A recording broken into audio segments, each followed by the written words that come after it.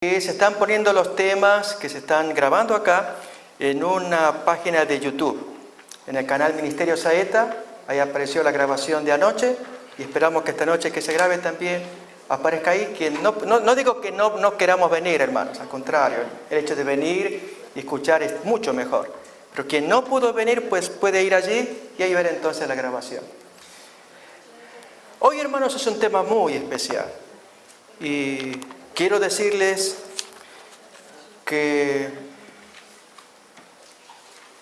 tiemblo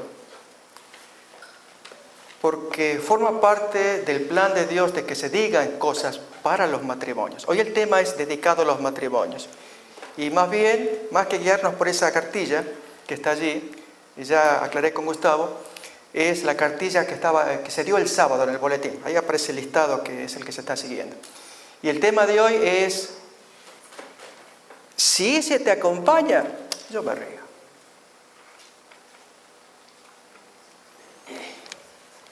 Al hablar de matrimonios, hermanos, yo doy gracias a Dios de que quienes son matrimonios estén presentes acá, ¿sí? Me dirijo a ellos para poder hablar al corazón. Y en la grabación va a aparecer para quienes no pudieron, pero pueden escuchar conceptos que son bíblicos. Vamos a hablar de dos tipos de matrimonio hoy. Un hogar modelo y Jesús acompañando ese hogar modelo, y un hogar en conflictos y Jesús acompañando también el hogar en conflictos. Y lógicamente todos quisiéramos estar de este lado. No siempre se da, ¿sí? Pero sabemos que si se da el otro, el matrimonio en conflicto, sí o sí el Señor acompaña si es que lo queremos.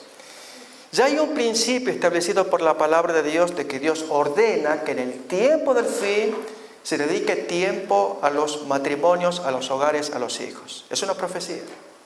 Y hermanos, hagamos esto en la iglesia de promover, sean seminarios, sean encuentros, todo aquello que promueva la unidad de la familia. Aparece en Malaquías, voy a invitar a que miremos allí. Esta es una profecía.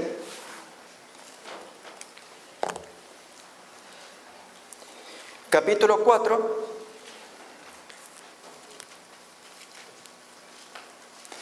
versículos 5 y 6. He aquí, yo os envío el profeta Elías antes que venga el día de Jehová grande y terrible.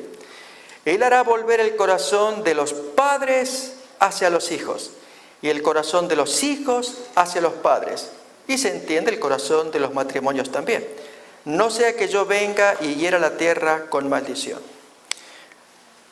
Esta profecía se ha aplicado a Juan el Bautista, Jesús lo aplicó a él, Elías. Pero hermano, tiene un segundo cumplimiento, un posterior cumplimiento. Es evidente por el contenido que tiene. No sea que yo venga y hiera la tierra. Se refiere a la segunda venida. Y cuando el Señor viene, quiere encontrar unas familias cristianas, donde haya reconciliación. Y no es fácil, pero al leer en la palabra de Dios las maneras, los modelos, hermano, no es difícil con solamente escuchar cuál es el plan de Dios para los matrimonios. ¿Cuál fue la cita de Malaquías? Sí, la cita en Malaquías. Malaquías capítulo 4,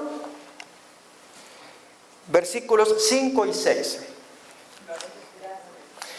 Vamos, hermanos, a mirar ahora a Jesús acompañando a un hogar modelo. ¿Será que habrá? Está en el Antiguo Testamento. De paso, hablar de Jesús en el Antiguo Testamento es delicioso, hermanos. No solamente cuando miramos al príncipe del ejército de Jehová, Josué capítulo 5, última parte, que con la espada desenvainada se aparece ante Josué, y que allí Josué mirándolo, creyendo que era un guerrero, ¿y tú quién eres? ¿Eres de los nuestros o de los otros? No, yo vengo como príncipe de Jehová. ¿Y qué dice mi señora a su siervo? Sácate los zapatos, porque donde tú estás es tierra santa.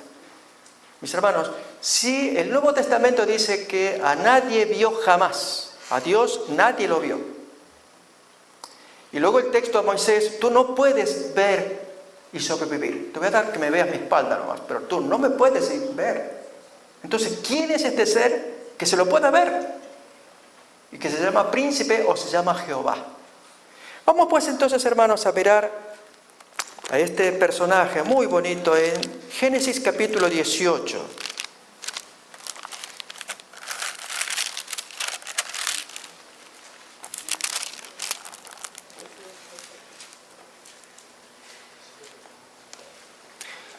Yo quisiera animarles, hermanos, a que todos los textos que se digan, los anoten y los valoren, los estudien, los vuelvan a estudiar.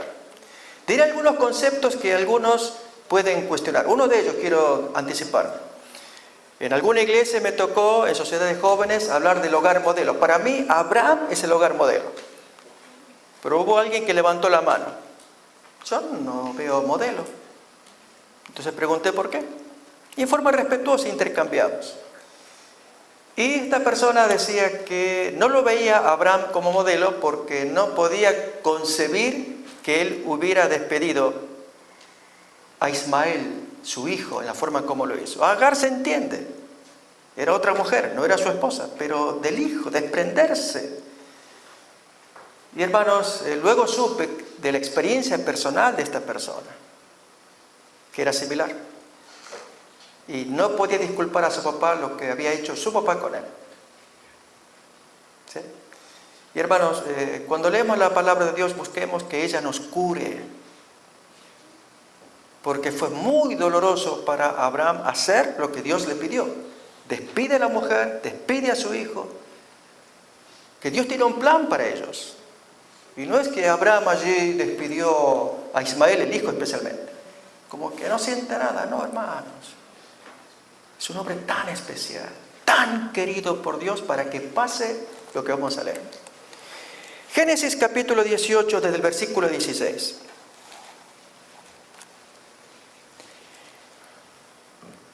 Y los varones se levantaron de allí y miraron hacia Sodoma, y Abraham iba con ellos acompañándolos. ¿Quiénes eran estos varones? Eran 3 caminantes, a los cuales Abraham recibió amablemente, les dio de comer, suponiendo que eran caminantes. Y 2 de ellos se apartaron para Sodoma.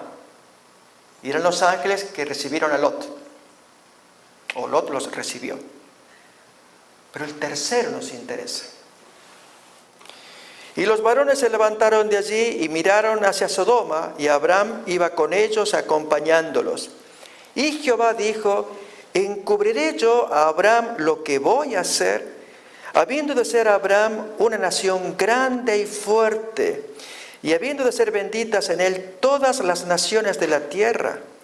Porque yo sé que mandará a sus hijos y a su casa después de sí, que guarden el camino de Jehová, haciendo justicia y juicio, para que haga venir Jehová sobre Abraham lo que ha hablado acerca de él. Este es un texto emotivo, hermanos. Muestra a Dios que se conmueve con un hombre que teme a Dios y que va a enseñar la palabra de Dios a su familia. Al punto que el texto dice: yo voy a encubrir lo que voy a hacer ante este hombre, se lo voy a contar. Pocas veces aparece, hermanos, que Dios abra su corazón a seres humanos. A Abraham se le llama el amigo de Dios en 2 ocasiones. Se ganó ese calificativo. Se hizo famoso, hermanos. Ustedes saben, viejecito como era. Pero tenía rasgos que atraían a Dios. Y uno de ellos, hermanos, aparece bien claro en el texto. Es que iba a imponer la palabra de Dios en su hogar. Por lo tanto, el que es cabeza de familia, papá especialmente, recuerde esto. Algunos papás podemos ser flojos, está bien, es la naturaleza de algunos, pero búsquele la vuelta. Estoy acordándome de Barak, y allí la profetisa pues le pide que haga tal cosa. No, si tú no vienes, yo no voy. Si yo voy, la gloria no es para un hombre, es para una mujer. No importa, tú, con tal que tú me acompañes. ¿Se acuerdan? Puede ser, hermano, puede ser. Pero en general, el hombre es a quien Dios designó para que lleve el barco de su casa. que lleve a su esposa y lleve a los hijos en el temor de Dios. Y hay modos de hacerlo. Si Dios va a contarle a Abraham, e incluso hasta soportarle esa intermediación que Abraham va a hacer con él. ¿Recuerda?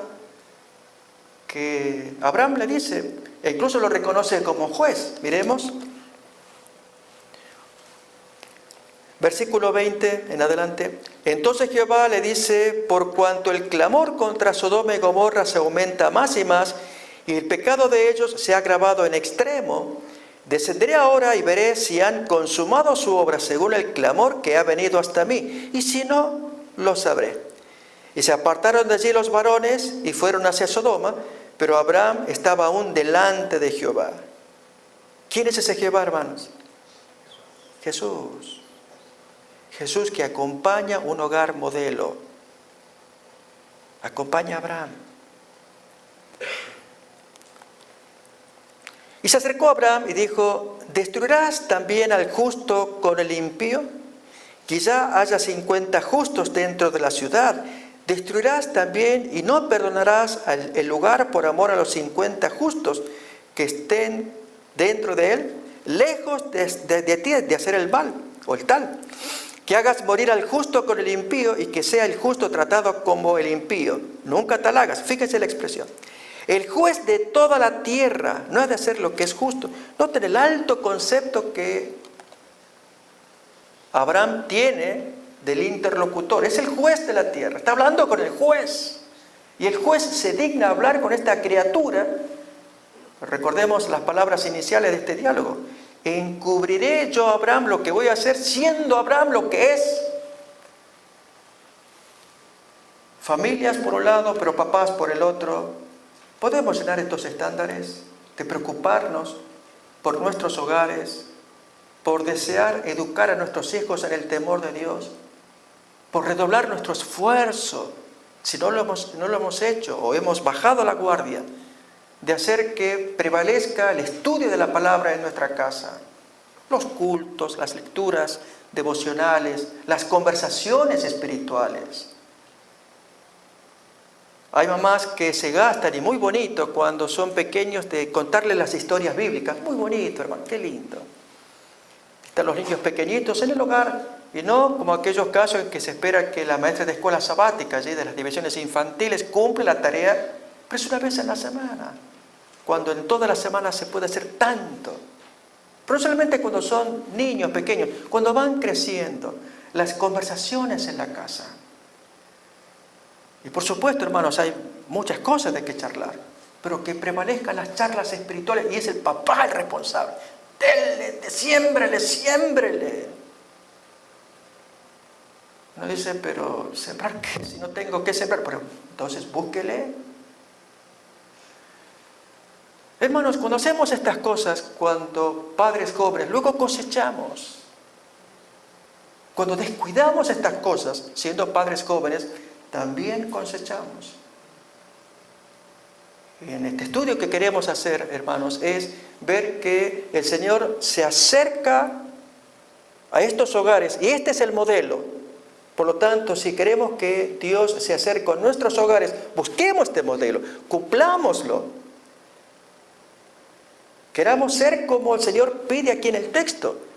Y seguramente no seremos defraudados. Si hemos leído el primer texto de Malaquías, que antes que venga el día espantoso y terrible de Jehová, vendrá el profeta Elías que hará la obra que tiene que hacer. Hermanos, Dios quiere esa obra. El hogar fue creado por Dios para que represente al cielo aquí en la tierra. Para que el hogar, hermanos, sea un pedazo de cielo, que ese fue el plan original de Dios, que se pueda ver aquí en la tierra. Yo recuerdo, hermanos, cuando era joven haciendo el servicio militar, venía de un hogar disfuncional, muy problemático. Un papá que se portó mal con su esposa, mi mamá, le pegaba mucho, y los 7 hijos mirando toda la escena, yo el mayor, y haciendo el servicio militar, pero acordándome de lo que aprendí de doctrinas adventistas cuando niño. Entonces, en el tiempo de la vacación de militar. Entonces decidí ir a una iglesia adventista a conocer. Y allí, vestido de soldado, aparezco. Y este joven, 18, 19 años. Y entonces las amistades ahí me invitaron a ir a sus hogares. Yo acepté, para no estar en el campamento, en el ejército, el fin de semana. Y luego volver el lunes. Y hermanos, qué recuerdo, qué impacto a mis 19 años. Una familia adventista, la forma en cómo se trataba, el papá, la mamá, los hijos. Luego supe que era el pastor de la iglesia. Luego me invitaron a ir a otra familia de amigos correntinos.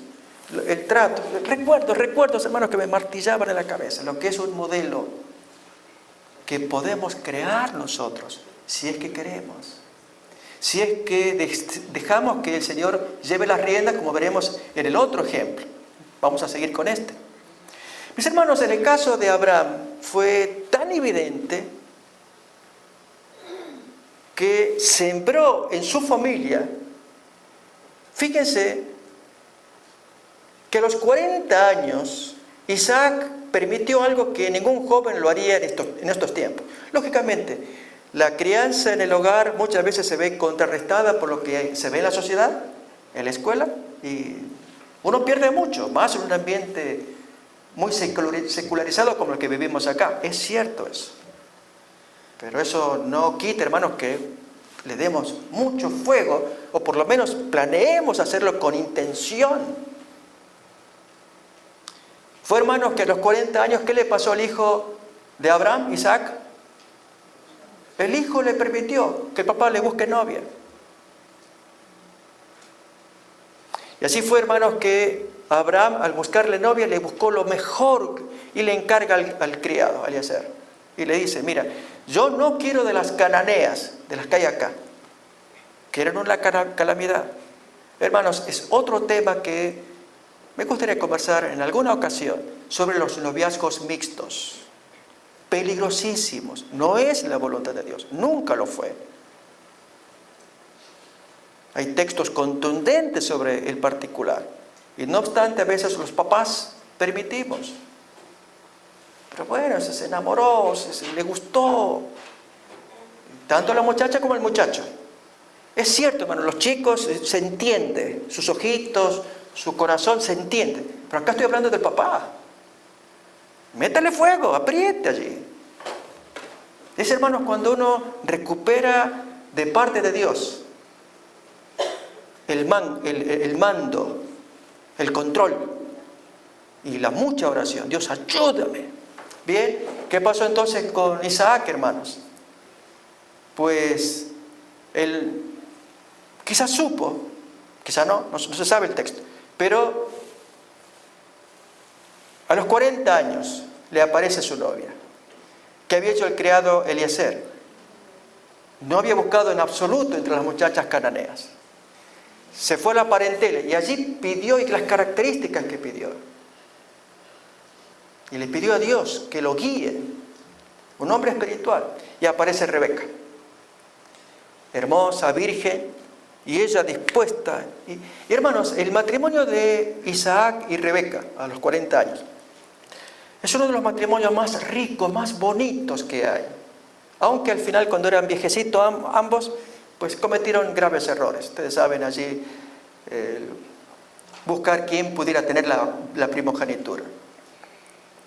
Pero hay el testimonio bíblico de Rebeca, que ella misma pide al marido, no soporto a las cananeas, porque ya el hijo mayor, Esaú, se había casado con gente cananea. Que mi hijo, el que le sigue, si va a tener esposa, que no sea de acá. Y finalmente Jacob tuvo que ir a la parentela a buscar novia. Bien, hermanos, ahí se ve el caso de un hijo obediente ante un papá que crió en el temor de Dios. Pero hay casos que no siempre van a ser los ideales. Nos viene a la mente otro ejemplo bíblico donde el papá crió a ese hijo en el temor de Dios, porque el ángel se lo pidió.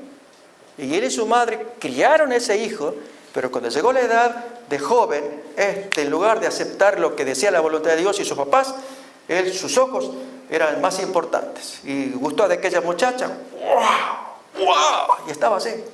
Y cuando pidió novia, papá, yo quiero esa. Pero hija, hijo, entre estas mujeres, en nuestro pueblo hay alguna. No, me gusta esa. ¿Quién es? Sansón. ¿Sí? Y conocemos después la posterior desgracia de Sansón. Bien, eso muestra, hermanos, contrastes entre Isaac, obediente a su papá, Sansón, desobediente a su papá. Y eso no significa que Manoa, el papá, no haya criado a su hijo en el temor de Dios. A veces no sale. Entonces, tampoco nos echemos culpas como papás. Es que lo hice todo y no sé, mira el hijo que me salió. Si no oremos a Dios, hermanos, y si esto, echémosle ganas, no aflojemos. Que este es un defecto nuestro, que cuando descuidamos ya las lecturas de la Biblia, las conversaciones espirituales en la casa, prevalecen otros asuntos y por lo tanto bajamos la guardia de a poco. Voy a invitar a que miremos 1 de Pedro, capítulo 3. Ahora vamos a ver un poquito a la mamá de Isaac. Esto es a Sara.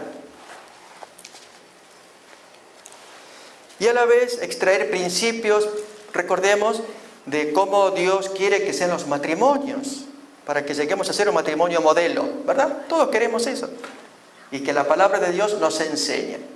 Hasta que luego entremos al matrimonio en conflicto, que es el tema principal que vamos a mirar con Jesús, trabajando con un matrimonio en conflicto. Bien, 1 de Pedro, capítulo 3. Leemos desde el versículo 1 en adelante. Asimismo vosotras, mujeres, estad sujetas a vuestros maridos, para que también los que no creen a la palabra sean ganados sin palabra por la conducta de sus esposas, considerando vuestra conducta casta y respetuosa. Vuestro atavío, o sea, vuestro atuendo, no sea el externo, de peinados ostentosos, de adornos de oro o de vestidos lujosos, sino el adorno interno, el del corazón, en el incorruptible ornato o adorno de un espíritu afable y apacible, que es de gran estima delante de Dios. Porque así también se ataviaban en otro tiempo aquellas santas mujeres que esperaban en Dios, estando sujetas a sus maridos, como Sara obedecía a Abraham, llamándole Señor, de la cual vosotras habéis venido a ser hijas, si hacéis el bien sin temer ninguna amenaza. Ahora me dirijo a las mamás modernas. La mamá corre el riesgo con una hija de llevarse por la influencia de Canaán. Y esto es el atuendo, cómo me queda, y mira, a ver hija, no, estás engordando, déjame que te aprieta un poco más acá y que queda bonita, luce ante el espejo. Y hermano, está bien, es la mamá y la hija, no se discute eso. Pero el punto del texto bíblico es darle importancia al otro adorno que no se le da, al del espíritu. Porque la muchacha, a ver mamá, ¿cómo me veo? Entonces ella es bonita, ella es muchacha, esta luce toda bonita. ¿Tú crees que yo voy a enganchar novio esta noche en la fiesta? Hija, yo no sé, yo espero, tú estás en tiempo. Todo. No, porque si no consigo, no sé, no. Hermano, desarrolla un carácter que la mamá por ahí quizá puede no darle importancia. Quiero hacer los contrastes. Lo que a Dios le importa, hermanos, es acá adentro, el alma. Y nosotros no lo estamos dando. Al punto que cuando vemos damas y consideramos bellas, hace poco charlé con alguien, y esta es una antigua miembro de iglesia, pero alguien me dice que se está haciendo sus liposucciones y sus cosas en su cuerpo y demás, atrás y todo. Y era bonita en su época, pero se está haciendo más. Y hermanos, está bien, la mujer tiene plata y todo lo que se quiera, pero ¿por dónde anda la cabeza? Leemos el texto otra vez. Vuestro atavío, versículo 3, no sea el externo de peinados ostentosos, de adornos de oro o de vestidos lujosos. Llega el sábado de mañana y en eso pues ya estamos todos los hermanos preparados para los servicios, y en eso entra una dama. Uy, mira quién vino, mira, date vuelta. ¿Qué pasó? Mira la hermana, la hermanita, wow, mira cómo luce. Y la hermana, pues ella... Ustedes saben, mis hermanos y hermanas, que hay iglesias e iglesias. Hay algunas iglesias donde las hermanas pueden ser llamativas, ¿sí? Por su ropa, su aspecto y demás. Y demás hermanas que andan mirando. ¿Y esto qué le pasó? Y luce bonita la señora. Pero el texto me está diciendo otra cosa. Eso es lo que importa. Y no le damos importancia a nosotros. Por eso nos parecemos a Canaán, y era lo que Dios no quería. O sea, nos parecemos a Hollywood. Los valores de belleza, de estética, o nos da la Biblia o nos los da Hollywood. Hermano, no podemos convivir con ambos. Se lo digo de otra manera. Una hermana, hace un tiempo atrás, antigua miembro que yo conocía, por el Facebook me dice: pastor, estoy sorprendida porque estoy noviando, pero le pregunté a un capellán adventista sobre relaciones sexuales y lo de la relación anal. Y el capellán pues dio una respuesta al estilo de Hollywood, cananea. Y yo le di otra respuesta, hermanos. Entonces yo voy a esto, que muchos de nosotros podemos estar imbuidos de Canaán en la cabeza y no nos damos cuenta. Y lo consideramos normal. Hasta incluso en nuestros hogares, con ciertas prácticas. Hermanos, seamos estrictos. Hay que volver otra vez a los tiempos de Abraham, al mandamiento de Dios. De otro modo vamos yendo para abajo. Canaán se nos mete adentro. O Hollywood, si queremos decirlo, es lo mismo. Entonces, dice el siguiente texto, 4. Sino el interno, el del corazón, el incorruptible ornato de un espíritu afable y apacible, que es de gran estima delante de Dios. Fíjense, hermanos, que al describir a una mujer que es sumisa, que gana a su marido sin palabra, las compara con las antiguas santas que llamaban a su marido Señor, que estaban sumisas. Fíjense esa expresión. Esto aparece, versículo 5 al final, estando sujetas a sus maridos, como Sara, que obedecía a Abraham, llamándole Señor. Les quiero contar una experiencia. Recuerden que estamos con la primera sección, que es el hogar modelo. Me pasó aquí, en algún lugar más abajo de Los Ángeles. Yo tenía que dar un seminario, estaban reunidos varones, pero había una sola dama. Y uno de los hermanos ahí, con cierta ironía, dice: pastor, ¿usted podría explicar ese texto que dice que la mujer esté sujeta al marido? Porque ahí dice el texto, están sujetas al marido. Porque la mujer tiene que estar sujeta, ¿verdad, hermanita? Tiene que estar sujeta al marido. Y yo noté, hermanos, que había una tendencia de esa hermana, de querer humillarla, yo no sé, la relación que ellos tendrían. Le dije: hermano, ¿estás dispuesto a escuchar? Sí. Que quería la prueba de que la mujer tiene que estar sujeta al marido. Ok, hermano, prepárese. Y di la exposición, hermano, se dio vuelta todo. Que el hombre se quedó callado y no quiso preguntar más. Y ojalá que pase esto esta noche. Que aprendamos de la palabra de Dios. Efectivamente, hermanos, después de haberse cometido el pecado, hubo un desajuste. Se ve porque Dios echa ya la maldición. Y comienza a decir cosas, lógico, que no aparecieron en la creación, Génesis capítulo 2. Pero en el capítulo 3 sí aparece. Y wow, hermanos, qué bonitas historias que aparecen allí. Abrimos pues entonces en Génesis capítulo 3.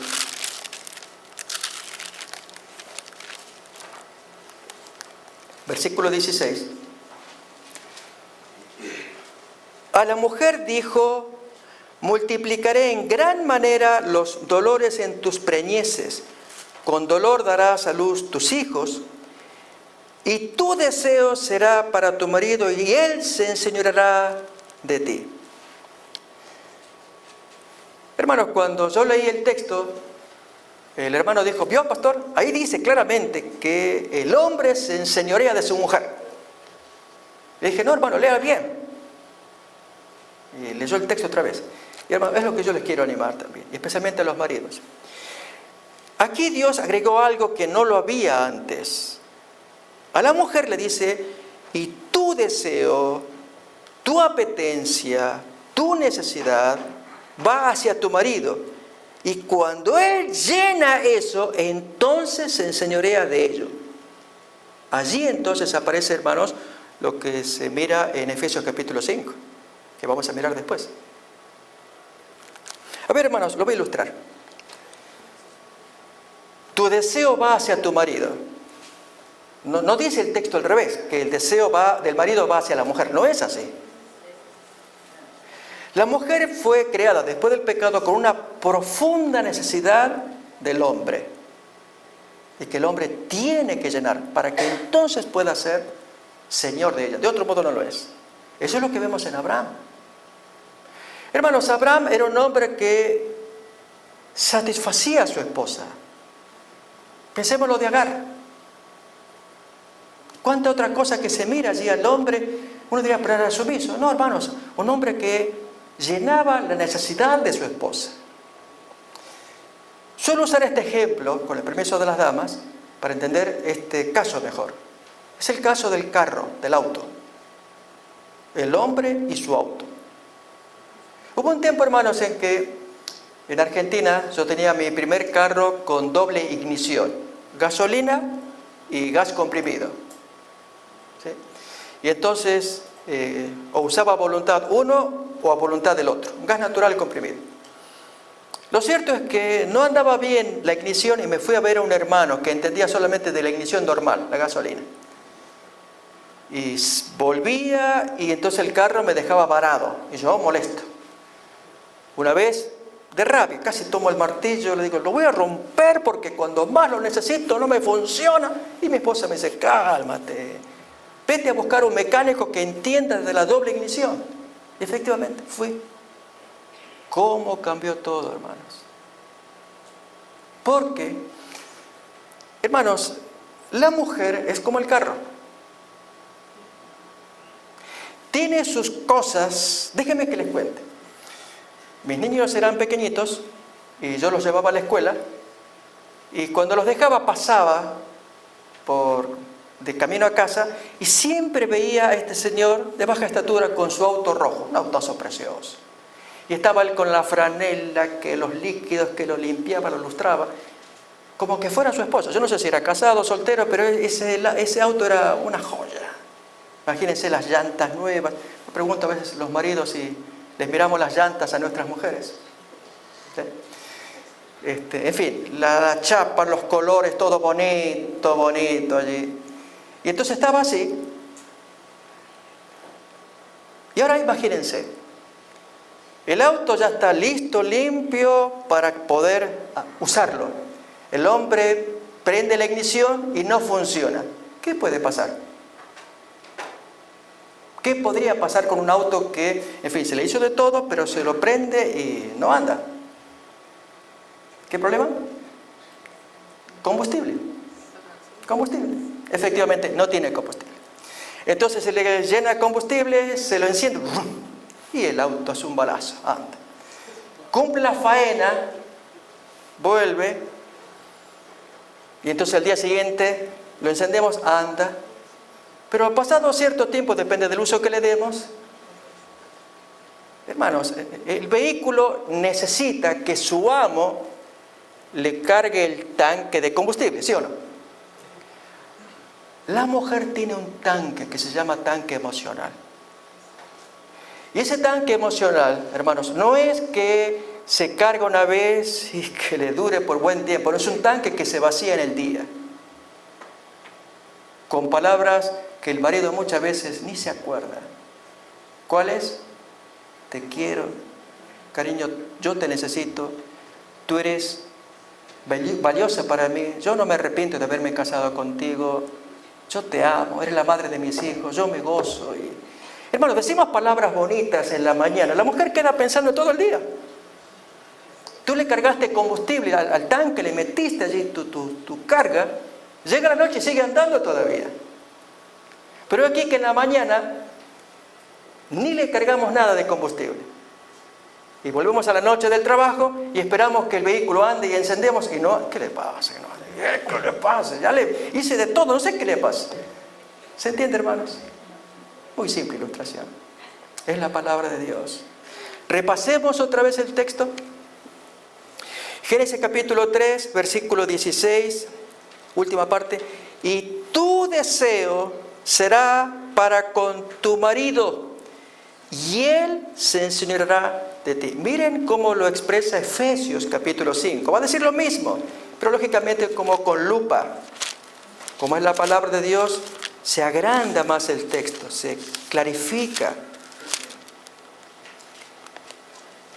Miren versículo 22.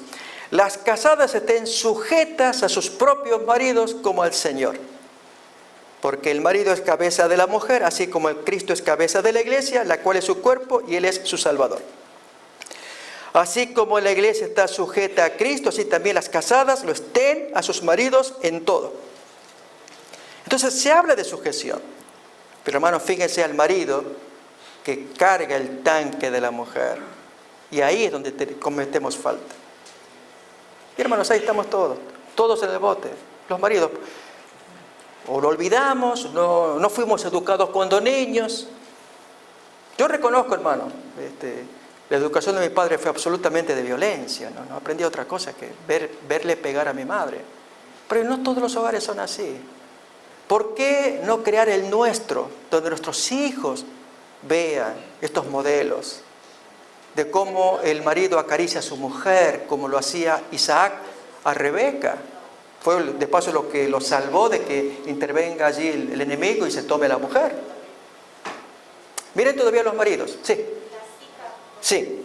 Es Efesios capítulo 5, desde el versículo 22. Ahora versículo 25. Maridos, amad a vuestras mujeres, así como Cristo amó a la iglesia y se entregó a sí mismo por ella, para santificarla, habiéndola purificado en el lavamiento del agua por la palabra, a fin de presentársela a sí mismo una iglesia gloriosa, que no tuviese mancha, ni arruga, ni cosa semejante, sino que fuese santa y sin mancha. Así también los maridos deben amar a sus mujeres, como a sus mismos cuerpos. El que ama a su mujer, a sí mismo se ama. Hermanos, cuando yo decía estas cosas, ¿se imaginan a este hermano de la reunión? Pastor, cuente, diga que el hombre se enseñorea de la mujer. ¿Se acuerdan? Pero hermanos, ¿saben? Ahora me dirijo a los maridos. Habíamos leído 6 versículos en 1 de Pedro, capítulo 3, acerca de lo que Dios desea de una mujer y pone también a Sara como modelo. Abrimos otra vez 1 de Pedro, capítulo 3. Y hermanos, muy bonitos, los textos, cómo se van sumando. Cuando dice allí, y tu esposa que tiene a su marido incrédulo, considerando tu conducta casta, respetuosa, a ver si lo ganas al marido. Sin palabra, con tu conducta. Considerándote, no el adorno exterior, sino el adentro, el espíritu. ¿Se acuerdan? Pero hermanos, los varones nos creemos inteligentes. ¿Sí? ¿Somos inteligentes? Yo creo que sí, hermano. Que con un solo versículo le alcanza para un masazo. Porque con este solo, hermano, los otros eran 6. Con este solo, que es el séptimo. 1 de Pedro, capítulo 3, 7. Es suficiente, hermano, para que dejemos nuestra tremenda torpeza en el trato de los matrimonios. Noten, hermano, un solo consejo para el matrimonio, en este caso los maridos. Vosotros, maridos, igualmente vivid con ellas sabiamente, dando honor a la mujer como a vaso más frágil y como a coherederas de la gracia de la vida, para que vuestras oraciones no tengan estorbo. Oh, hermanos, puede pasar que un marido, aun siendo predicador, anciano, diácono, ocupando cargos en la iglesia, si no hace bien las cosas, su oración llega hasta el techo y rebota. Dios no lo acepta. O tenga estorbo, dice acá. Miren, le pasó a un pastor. Él cuenta en un libro que a los 5 años de su matrimonio tuvo grave problema. Una historia inspiradora. Este hombre pues volvió de su trabajo, juntas, visitas y demás. Pero en esta ocasión encontró a su esposa sollozando. Y lógico, él amaba a su mujer, pero no sabía cómo solucionar este problema que lo venía notando de días atrás. No llorar tan intensamente para que él no se predisponga, pero tampoco hacerlo ocultas que él no se dé cuenta. Así que y estaba así, sollozando. Hasta que entonces él le encara: hija, querida, yo te vengo observando esto. ¿Qué está pasando? Nada. No, algo pasa. Y él suavemente le preguntaba: dime, así podemos ver y solucionarlo. Bueno, yo hablaría, pero tú siempre me vas a reprochar. Es tu trabajo, sermonearme. No, yo prometo, te voy a escuchar. Y entonces ella cuenta: bueno, ¿tú te acuerdas de la última reunión que tuvimos? Tuvimos una cena, ¿te acuerdas? Y el hombre hacía memoria de días atrás. A ver, esto. La de la cena de velas, le dijo así ella. Oh, sí. Y él, claro, cuando entró a la casa creyó que era un velatorio. Se había olvidado. Entonces cuando hace memoria: ay, ¿qué pasó? ¿Cómo que pasó? ¿No te acuerdas? Ay, querida, yo quiero estar en tu mente, pero cuéntame tú. Bueno, entonces ella cuenta que yo había hecho lo posible para que esa noche la pasáramos bien. Mandé a los niños a dormir y estar juntos y pasar un momento grato. ¿Te acuerdas? Sí, me acuerdo. ¿Y qué pasó después? Sonó el teléfono. ¿Y te acuerdas después? No me digas que te molestó el teléfono. Acuérdate bien qué pasó. Entonces él se acordó que tomó su celular. ¿Aló, hermano? Sí. Oh, qué lástima. ¿En qué estoy ahora? No, nada importante. Ok, está bien, hermano. Yo ya veré cómo voy por allá. ¿Te acuerdas? Le arruinó la noche. Y de remate, el marido pastor le dice: querida, discúlpame, tú sabes, es un problema serio que hay en ese hogar. Entonces ella, lógico, siempre todos eran primero, después ella al final. Pero no te preocupes, yo sé que la comida es rica y la quisiera comer contigo, pero yo vengo y la recaliento. Y así creía que lo solucionaba. Hermano, muy penoso. Y nos puede pasar como maridos. Los maridos cometemos errores uno tras otro. Entonces, hermanos, la mujer se fue al cuarto a llorar. Y él quedó pensando profundamente. Fue a su estudio y tomó este texto que leímos, vamos a leer otra vez. Pero entonces analizó en esto. Y es: si los hermanos me preguntaran si yo amo a mi esposa, lógico, yo respondería: claro que amo a mi esposa. Pero esa no es la pregunta. No es la pregunta correcta. La pregunta correcta es: pastor, ¿usted le da honor a su esposa?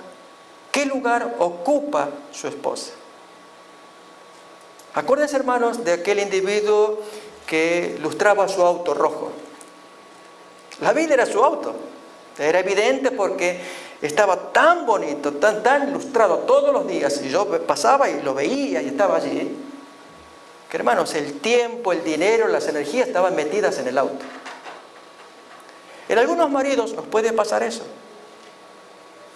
Que el tiempo al cual le dedicamos cosas, puede ser el trabajo en algunos, el entretenimiento para otros. Cierto domingo fui a una familia y entonces habló con la hermana. Oh, hermana, ¿cómo está? Acá, pastor, estamos lavando la ropa, todo, y los chicos ahí andan corriendo. ¿Su marido? Pastor. Entonces ella me dice con cierta tristeza: él está jugando pelota, como trabaja toda la semana y el sábado va a la iglesia, entonces el domingo aprovecha para jugar. Y desde la mañana hasta la tarde jugando pelota con sus amigos. ¿Y la esposa? Yo conocí amigos, hermanos, y hasta hace no mucho tiempo. No soy profeta ni me gusta pronosticar nada. Pero lo cierto es que si no cumplimos el texto que está acá, nos puede ir mal. Miren otra vez, lo leamos. capítulo 3:7. Vosotros maridos igualmente vivid con ellas, primero, sabiamente. Segundo, dando honor a la mujer como vaso más frágil. No venga el marido diciendo, oh, pastor, sí, el texto dice así, pero si usted supiera cómo es mi mujer, ella no es frágil, ella es de madera, si usted la viera, la vasija que es. No, hermano. Dando honor. Hermanos, honor es dar lugar, importancia. Y cada cual sabe cuál es el primer lugar en sus prioridades. La mujer, la esposa, debe ser primero. Yo me acuerdo, matrimonio joven, fui a un seminario y allí un pastor enseñó las prioridades de un pastor. A ver, hermanos, anoten. Dios, muy bien, Dios en primer lugar. Segundo, la iglesia. Sigue, hermano. Tercero, los hijos. Cuarto, esposa. Y salió así con ese orden. A ver, otro que sugiera otra cosa. Y los jóvenes estudiantes, pues no variábamos. No, hermanos, si uno va así, destruye todo. Primero Dios y después el cónyuge. Así es, hermanos. Así lo creó Dios. Entonces el texto otra vez. Vosotros, maridos, igualmente vivid con ellas sabiamente, dando honor, importancia a la mujer como vaso frágil y como a coherederas de la gracia de la vida, porque si no, tus oraciones yo no las quiero escuchar. Bien, hermanos, vamos a entrar en la segunda parte. Y sé que tenemos el tiempo medido también. La segunda parte, qué deliciosa que es. Jesús en un hogar en conflicto. A mí me emociona, hermanos, porque veo que el Maestro está con nosotros. Y si tú no llevas un hogar modelo, no te preocupes. El Señor te acompaña aquí o allá, pero te quiere acompañar como hogar, como matrimonio. Lucas, leemos. Vamos a mirar capítulo 8.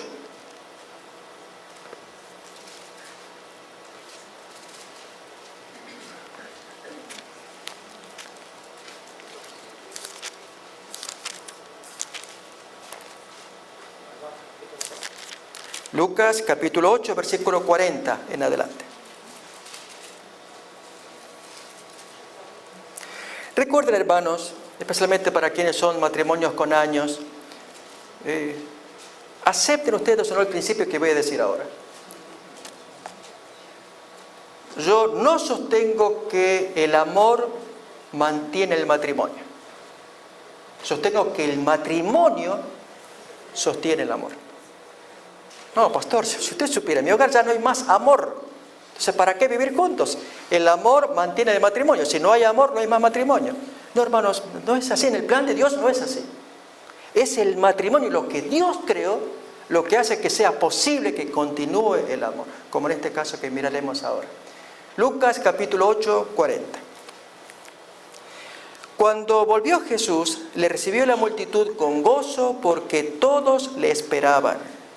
Entonces vino un varón llamado Jairo, que era principal de la sinagoga, y postrándose a los pies de Jesús, le rogaba que entrase en su casa, porque tenía una hija única como de 12 años, que se estaba muriendo, y mientras iba la multitud le oprimía. Los principales de sinagogas, que habían varias en ese tiempo,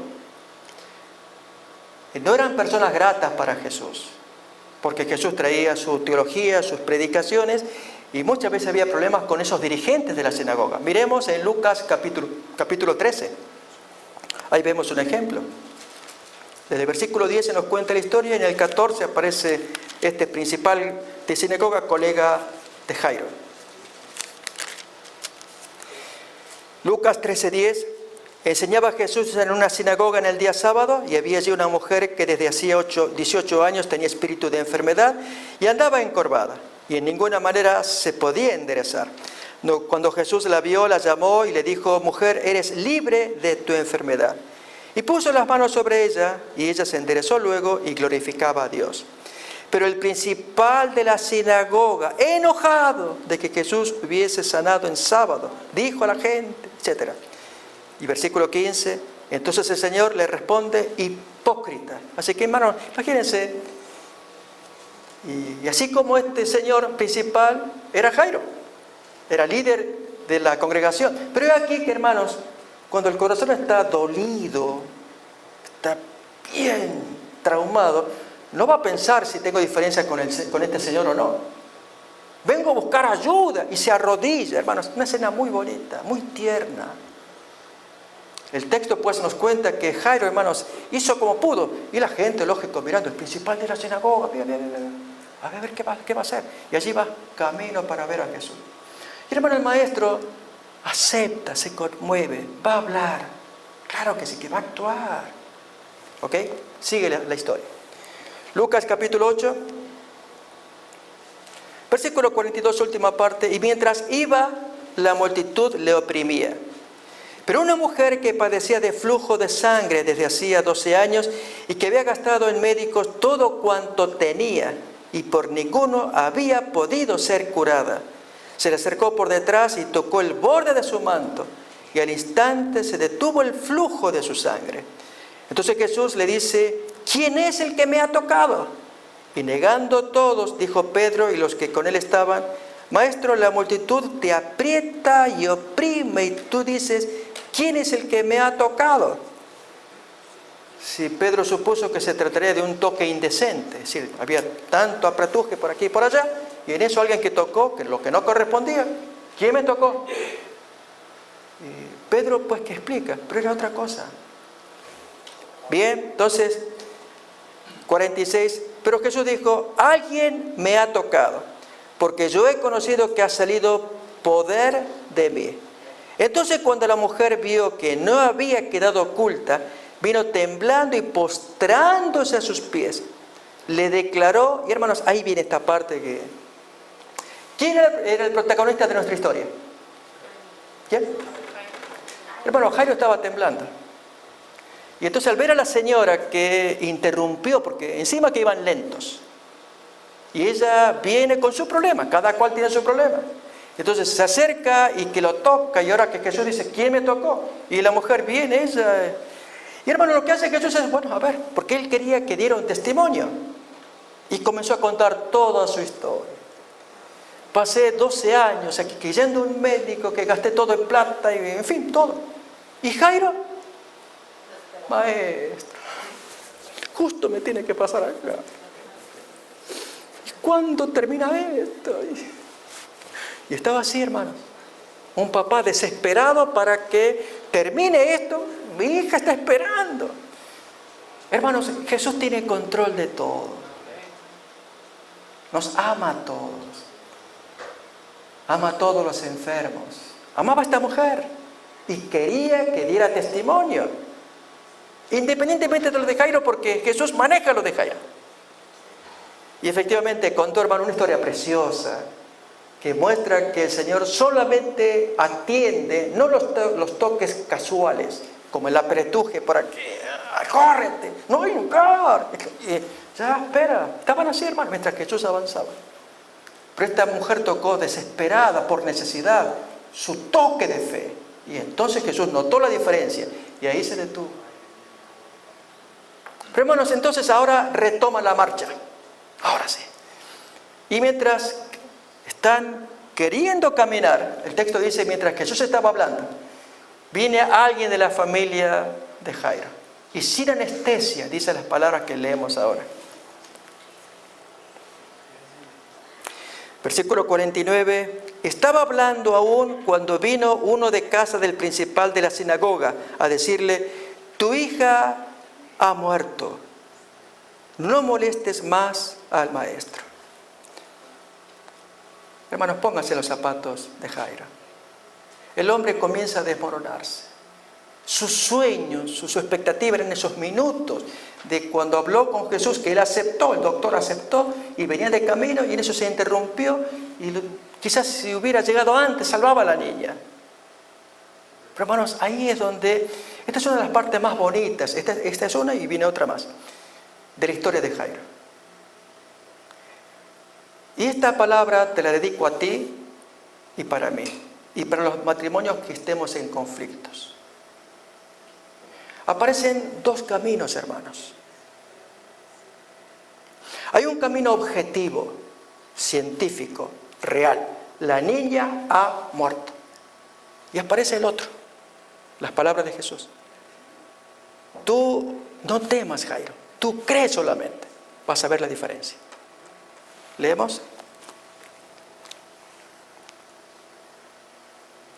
Versículo 50. Oyéndolo Jesús le respondió, no temas, tú crees solamente y serás salva. ¿Qué hizo ese hombre? Y esta es la parte que te corresponde a ti como cabeza del hogar. Si tú tienes un conflicto con tu esposa, piensa en esto. Dos caminos. Hay un camino objetivo de dificultad, de problemas y nada menos que la salud de la pequeña y su posterior muerte. Dramático. Eso es real. Pero está el otro camino, hermanos, que es el camino de la fe, que es Cristo. Eso marca la diferencia. Cuando uno aprende a confiar en Él. Pero miren ahora cómo sigue la historia. Ahora viene la otra parte.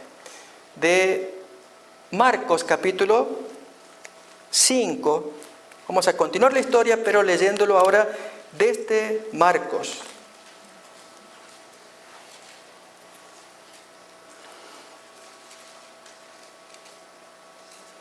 Versículo 36, retomamos la historia. Pero Jesús, luego que oyó lo que se decía, que había muerto, dijo al principal de la sinagoga, no temas, tú crees solamente, yo llevo el control. Hermano, Jesús lleva el control del hogar. En conflicto, pase lo que pase, metamos la cabeza, hermanos. Si es conflicto material, económico, laboral, si es conflicto de salud, si el matrimonio sufre por lo que tenga que sufrir, Jesús se dirige a ese hogar y le dice, tú no temas, tú crees solamente, no me dejes de costado.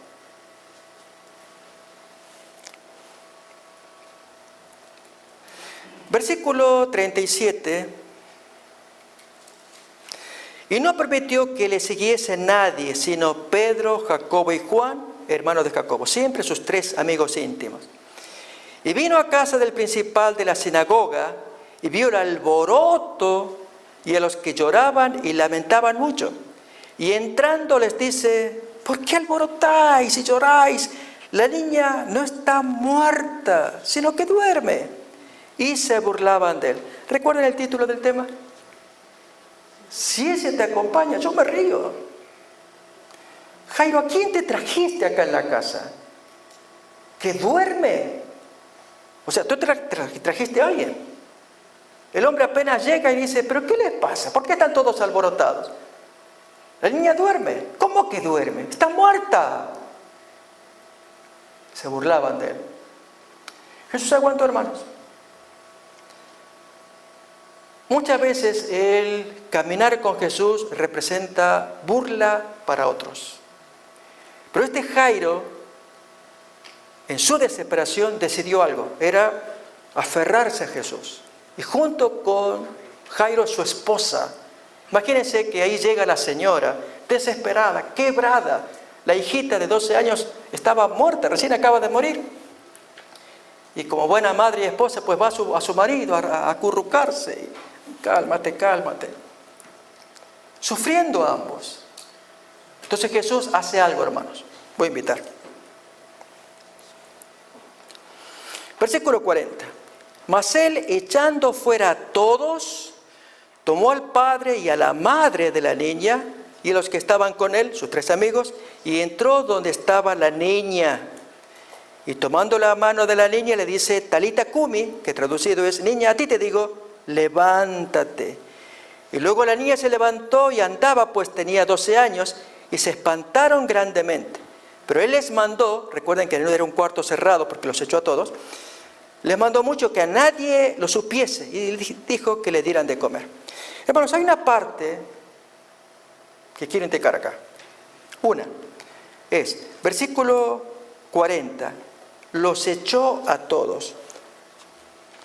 ¿Qué persona, un visitante que viene la primera vez a un hogar de Jairo, traten de responder esta pregunta? ¿Quién es este para echar a los parientes? ¿Quién es este que viene y los echó a todos? Está el tío, la tía, están los parientes, está el doctor que certificó que estaba muerta, en fin, todas las amistades, y viene este como si nada y los sacó a todos. Hay algo que no cierra todavía, que es, para que uno haga eso, para que uno los eche, pregunto, ¿quién es el que tiene autoridad en la casa de Jairo? Muy bien, Jairo. Y para que Jesús haga lo que hizo, ¿qué hace falta? Que se le dé autoridad. Ahí está. Muy bien. Exactamente. Que Jairo le dé la autoridad a Jesús y Jesús hace el resto. Hermanos, esa es la clave del éxito de una familia en conflicto. No importa el conflicto, dale la autoridad a Jesús para que Él haga lo que tenga que hacer. Y en este caso, hermanos, toda esa gente que lloraba, molestaba, váyanse de acá. Pero Jairo, yo soy tu cuñado, yo soy el tío. Y Jairo, hermano, estaba destruido. Hagan como Él pide. Pero Jairo, tú eres el dueño de casa. Él es el que te está pidiendo. Y él bajaba la cabeza, hermano. El hombre no tenía ganas de pelear. Jairo se entregó todo al maestro. El maestro sí tenía autoridad. Ok, váyanse todos, váyanse todos. ¿No será bonito, hermanos? Pero que Jesús, cuando Él se le da la autoridad, pues mi querido papá, mamá, dale la autoridad a Jesús. Para que Él haga lo que tenga que hacer. Y segundo punto, hermanos. Nuestro maestro es tan modesto. Es un líder tan agradable. Que cuando les dijo, porque Él venía a dar alegría. Resucitada la niña, les dijo, no lo digan a nadie y denle de comer. Entonces, se abre la puerta y la niña pues que comienza a salir y el alboroto de todo. ¿Qué es esto? Y Jesús de a poquito se va retirando y se fue, sin que nadie note nada. Y en eso entonces la familia. Pero Jairo, ¿qué pasó? ¿Y qué tenía que hacer Jairo? Guardar silencio. Y entonces la niña entonces la levanta, ¡ay, sobrinita mía! Y estaba allí ella, y que le iban a dar de comer. Y entonces allí que increpan al médico. ¿Y no dijiste que estaba muerta? Sí, se me consta. ¿Y qué pasó? Mira. ¿O no era cierto lo que dijo el señor visitante que estaba durmiendo? De paso, ¿dónde está? Jairo, cuenta, ¿qué pasó? ¿Qué hizo Jairo? Guardó silencio. Hermanos, obedezcamos la palabra de Jesús. Aprendamos que Él lo pidió por algo. No lo digan. Y en gran medida porque le iban a arruinar el ministerio de Él. De hecho, hermanos, cada milagro que Él hacía llegaba a oídos del Sanedrín, de los fariseos, el último de los cuales fue la resurrección de Lázaro. Y eso fue lo que determinó que destruyeran a Jesús. Juan capítulo 11. El maestro quería dar felicidad en los hogares, alegría. Entre tanto, pudiera librarse de estos cerebros que lo querían matar. ¿Queremos aceptar, hermanos, que Jesús lleve el control de nuestros hogares? ¿Queremos esto? Voy a invitarles entonces a que tengamos una oración, como hacemos todas las noches, que pasemos aquí adelante, tengamos una oración de consagración. Que dejemos que nuestro Dios sea quien escuche la oración de las familias que deciden dejar el control, la autoridad que la familia tiene en las manos de Jesús. Él es el Señor de los matrimonios. Él es el dueño. Démosle la autoridad. Démosle. Que sea Él el que diga, yo llevo el control, yo te voy a ayudar. Ya sea matrimonio modelo como era Abraham, matrimonio en conflicto, hermanos, no importa. Pero con tal que sea el cabeza de familia que lleva el control y que se lo dio a Jesús. Y me alegra, Javier, verlo, me alegra mucho. ¿Dónde? Me alegra mucho verlo. Oh, muchas gracias. Y que usted como cabeza de la familia pueda dar el control en las manos de Jesús. Amén. Como hizo Jairo. y que aunque esté un poco caído así, deje que Jesús lleve el control. Y ese es el que va a llevar el hogar como quiere Dios llevar todo hogar. Porque Dios ama los hogares y quiere familias constituidas y que los hijos retocen, corran en medio de sus papás, porque era el modelo que Dios creó desde el Edén. Vamos, hermanos, a ponernos en pie y los que queramos pasamos adelante para tener la oración, pidiendo que Dios bendiga los hogares que quieren dejar en las manos de Jesús el control, la autoridad, para que Él nos ayude en nuestros conflictos, que seguramente los tendremos de una u otra naturaleza. ¿Sí? Gracias, mi compañera, tantos años,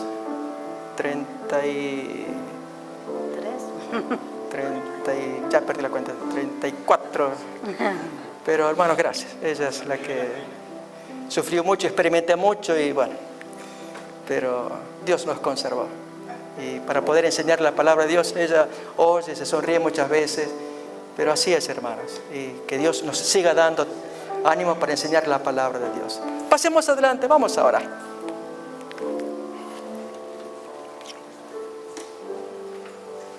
Nos arrodillamos y oramos.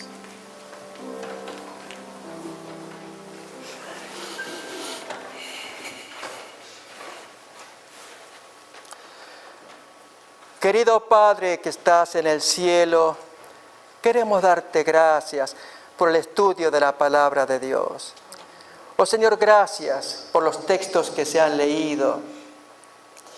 Gracias porque se oye libremente la palabra enseñándonos cuáles son los mandamientos del Señor, qué es lo que te agrada de los hogares que tú constituiste desde la creación.